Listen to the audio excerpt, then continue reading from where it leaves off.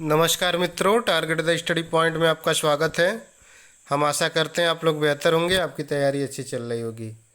मित्रों, हम लोग यूपी ट्रिपल एससी के द्वारा आयोजित की जाने वाली लोअर पीसीएस मुख्य परीक्षा जो 21 अक्टूबर को होनी सुनिश्चित है, उसको ध्यान में रखते हुए तथा एसएससी जीडी की परीक्षा जो नवंबर में 11 नवंबर से आयोजित की जानी है को ध्यान में रख के हिंदी के महत्वपूर्ण क्वेश्चंस को देखेंगे।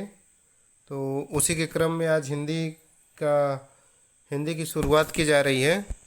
तो चलिए देखते हैं। पहली क्लास है हिंदी की, तो पहले हम बेसिक से देखेंगे, चैप्टर के बारे में देखेंगे, फिर उससे संबंधित जो है क्वेश्चंस को लगाएंगे। तो अभी फ़िलहाल आप देखिए चैप्टर के बारे में कि स्वर कितने प्रकार के होते हैं। तो स्वर दो प्रकार के होते हैं। कौन कौन? ह्रस्व तथा दीर्घ स्वर। ह्रस्व स्वर कौन कौन से हैं? ह्रस्व स्वर ऐसे स्वर होते हैं कि इनको बोलने में जो है कम समय लगता है। अ, ई, उ, ऋषि, चार जो है ह्रस्व स्वर होते हैं। दीर्घ स्वर क्या होते हैं? इन्हें बोलने में थोड़ा ज़्यादा समय लगता है ह्रस्व की अपेक्षा। तो इसमें क्या है? आ, ई, उ, ए, ओ, औ, सात ए हैं दीर्घ स्वर। फिर उसके बाद देखिए व्यंजन कितने होते हैं। स्वर आपके साथ 4 11 हो गए। इसी तरह से व्यंजन हम जब देखेंगे तो स्पर्श व्यंजन कौन कौन से होते हैं? तो क वर्ग से प वर्ग तक तथा ड ढ, टोटल 27 जो है स्पर्श व्यंजन होते हैं। अगला क्वेश्चन देखिए, अंतःस्थ व्यंजन कौन कौन से होते हैं? तो य, र, ल, व अंतःस्थ व्यंजन होते हैं। उष्म व्यंजन कौन होते हैं? स, स, स, ह। इसमें स है तो उसी से आप वो कर लीजिए कोरिलेट कि स, स, स, ह जो है उष्म व्यंजन है। अंतःस्थ व्यंजन य, र, ल, व है। इन दोनों में से क्वेश्चन अक्सर पूछता है, तो इसको अच्छे से आप लोग याद कर लीजिए कि अंतःस्थ क्या है? य, र, ल, व है। और उष्म क्या है? स, स, स, ह है। आगत व्यंजन क्या होते हैं? आगत व्यंजन वे व्यंजन होते हैं जो बाहर से आए, अरबी भाषा से लिए गए हैं। तो ज और फ जो है बिंदी के साथ जो रहता है वह आगत व्यंजन होते हैं। संयुक्त व्यंजन क्या है? छ, त्र, ज्ञ, स्र जो है संयुक्त व्यंजन होता है। जिन वर्णों का उच्चारण बिना किसी अवरोध के, बिना किसी दूसरे वर्ण की सहायता से होता है उसे क्या कहते हैं? स्वर कहते हैं। तो स्वर का उच्चारण जो है बिना किसी अवरोध के या बिना किसी की सहायता से हो जाता है। अगला क्वेश्चन देखिए, जिन स्वरों के उच्चारण में कम समय लगता है उन्हें क्या कहते हैं? ह्रस्व स्वर कहते हैं। जिन स्वरों के उच्चारण में अधिक समय लगता है उसे क्या कहते हैं? दीर्घ स्वर कहते हैं। संवृत स्वर क्या है? बड़ा ई और ऊ जो है संवृत स्वर है। आगे देखिए, अर्ध संवृत क्या होता है? छोटा ई और छोटा ऊ जो है अर्ध संवृत है। विपरीत स्वर क्या होता है? आ, ए, औ, विपरीत स्वर होते हैं। अर्ध विपरीत क्या होता है? ए, अ, ओ, आ, अर्ध विपरीत होते हैं। ये बोलने के अनुसार जो है ओठ का जो मूवमेंट होता है उस हिसाब से इसको जो है वो किया गया, डिसाइड किया गया है कि अर्ध संवृत ई, ऊ है। विपरीत क्या है? आ, ए, ओ है जिसमें पूरा मुंह खुल जाए। अर्ध विपरीत क्या है? जिसमें आधा खुले। ए, अ, ओ, आ। अर्ध स्वर क्या होता है? य तथा व को अर्ध स्वर कहा जाता है। यूपी ट्रिपल एससी में पूछ चुका है, आबकारी निरीक्षक में, आबकारी सिपाही में। अर्ध स्वर क्या होता है? य और व। लुंठित व्यंजन किसे कहते हैं? तो र को जो है लुंठित व्यंजन कहा जाता है। पार्श्वीय व्यंजन क्या होते हैं? तो ल जो होता है वो पार्श्वी होता है और र जो होता है वो लुंठित होता है। अघोष व्यंजन क्या होता है? तो प्रत्येक वर्ग के पहले व दूसरे वर्ण तथा फ, स, स, स को अघोष शब्द कहा जाता है। तो अघोष में क्या हो गया? पहला दूसरा है। सघोष या घोष क्या होता है? तो घोष व्यंजन वो होते हैं जिसमें प्रत्येक वर्ग के 3, 4, 5वें वर्ण तथा य, र, ल, व, ह, अड़, ढ हो उसे घोष कहा जाता है। तो घोष में देखिए दो अच्छा से मिलके बना है घोष, तो इसमें ज़्यादा हैं, 3, 4, 5 हैं।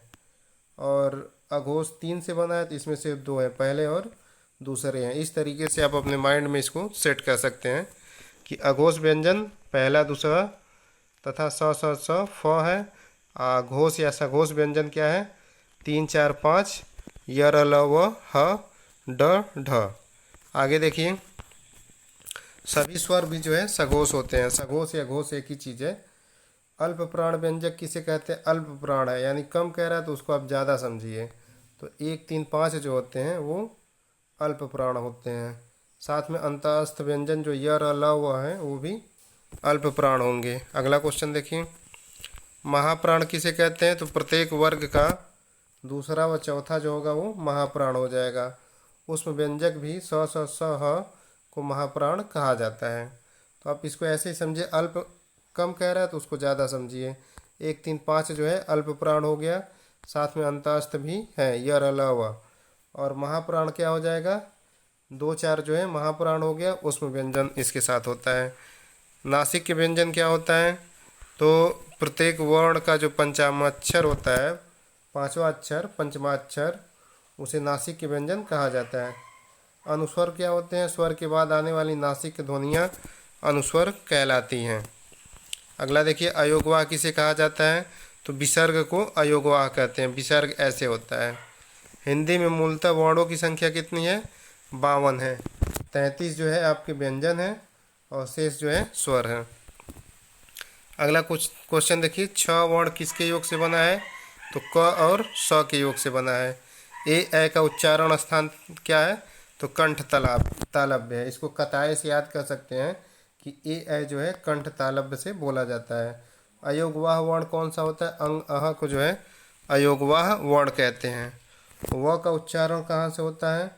तो व का उच्चारण दंत ओष्ठ से होगा। विराम का क्या अर्थ होता है? ठहराव होता है। कामता प्रसाद गुरु के अनुसार विराम चिन्हों की संख्या कितनी है? 20 है। अल्प विराम कैसे होता है? तो ऐसे आपका अल्प विराम हो गया जो कॉमा होता है। अर्ध विराम क्या होता है? तो कॉमा के ऊपर एक बिंदी ऐसे है तो इसे अर्ध विराम कहा जाता है। हंस पद विराम को किस अन्य नाम से जाना जाता है? त्रुटि विराम के नाम से इसको ऐसे डिनोट किया जाता है। पूर्ण विराम का प्रयोग कहाँ किया जाता है? तो वाक्य के अंत में किया जाता है। किस विराम चिन्ह का प्रयोग सर्वाधिक किया जाता है? तो सबसे ज़्यादा अल्प विराम का प्रयोग होता है। जब स्वर टूटने लगे और वाणी को विराम देना हो तो किस विराम चिन्ह का प्रयोग करेंगे? पूर्ण विराम। ऐसे पूर्ण विराम होता है। ये सभी विराम चिन्ह अंग्रेजी भाषा से लिए गए हैं। जब किसी कथन को ज्यों का त्यों लिखा जाता है तो किस चिन्ह का प्रयोग होता है? उद्धरण चिन्ह का प्रयोग होता है। का प्रयोग किया जाता है संकेत के लिए। ये जो है निर्देशक चिन्ह है, ऐसे एक पाई खींची रहती है, इसको निर्देशक कहा जाता है। इसका प्रयोग संकेत के लिए किया जाता है। जब पूर्व बात की पुनरुक्ति करनी हो तो किस विराम चिन्ह का प्रयोग किया जाता है? तो लोप चिन्ह का, डॉट डॉट डॉट। विवरण चिन्ह क्या होता है? तो इसको जो है ऐसे जो बनाया जाता है ये विवरण चिन्ह होता है। उद्धरण को किस और नाम से जाना जाता है? तो उद्धरण को पुनरुक्ति सूचक के नाम से जाना जाता है। हिंदी वर्णमाला में व्यंजनों की संख्या कितनी है? तो व्यंजन 33 होते हैं। वाक्य में प्रयुक्त होने वाली अव्ययों किंतु, परंतु, पर, लेकिन आदि के पहले अल्प विराम लगता है। जैसे मैं कृष्ण के घर गया, घर पहुंचा परंतु, तो परंतु को पहले यहाँ अल्प विराम लगा हुआ है, वह नहीं मिला। आगे देखिए, जहाँ एक ही व्याकरणिक कोटि के कई शब्द हों और उनके बीच में संयोजक ना हो तो अल्प विराम का प्रयोग किया जाएगा। जहाँ 2 से अधिक वाक्यांश आए पर उनके बीच संयोजक ना हो तो अल्प विराम का प्रयोग किया जाता है। तो सबसे ज़्यादा अल्प विराम का ही प्रयोग किया जाता है, यही बहुत महत्वपूर्ण है। तो इसके प्रयोग को अच्छे तरह से देख लीजिएगा आप लोग, ठीक है। और ये पूछता है कि कौन सा वर्ग मतलब किससे बोला जाता है, तो इसके लिए एक लाइन आप याद कर लीजिए, कतमुदऊ। तो क वर्ग जो है कंठ हो जाएगा, च वर्ग आपका तालव्य हो जाएगा, ट वर्ग आपका मूर्धन्य हो जाएगा, त वर्ग आपका दंत हो जाएगा और प वर्ग जो होगा ओष्ठ हो जाएगा।